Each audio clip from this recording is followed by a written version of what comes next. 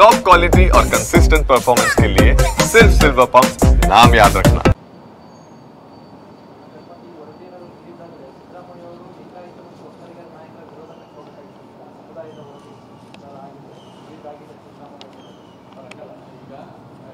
ಸರ್ಕಾರ ಈ ಘೋಷಣೆ ಮಾಡಿರೋದು ಇಲ್ಲಿವರೆಗೂ ಗೌಪ್ಯವಾಗಿಟ್ಟಿರೋ ವರದಿನ ತರಾತುರಿಯಲ್ಲಿ ಬಿಡುಗಡೆ ಮಾಡಬಹುದಾ?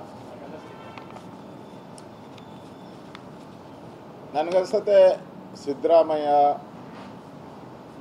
ಅವರ ಅಧಿಕಾರ ಮುಖ್ಯಮಂತ್ರಿ ಪದವಿ ಅಳ್ಳಾಡ್ತೈತೆ ಅಂದರೆ ಈ ವರದಿಯನ್ನು ಆಚೆ ಬಿಡೋಕ್ಕೆ ಪ್ರಯತ್ನ ಮಾಡ್ತಾರೆ ಅಷ್ಟೆ.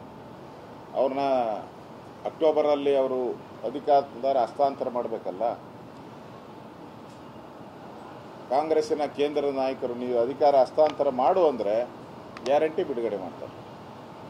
ಅಂದರೆ ಅವ್ರು ಮುಂದುವರಿಬೇಕು ಅನ್ನೋ ದೃಷ್ಟಿಯಿಂದ ಅಷ್ಟೆ.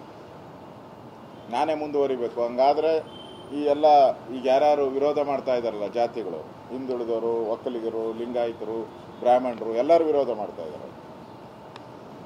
ಅವ್ರಿಗೆ ರಾಜ್ಯದಲ್ಲಿ ಅಸ್ಥಿರತೆ ಬಂದರೆ ನನ್ನೇ ಮುಂದುವರಿಸ್ತಾರೆ ಅಂತ ಬಿಡುಗಡೆ ಮಾಡ್ಬೋದು, ನನ್ನ ಒಂದು ಸಮೀಕ್ಷೆ.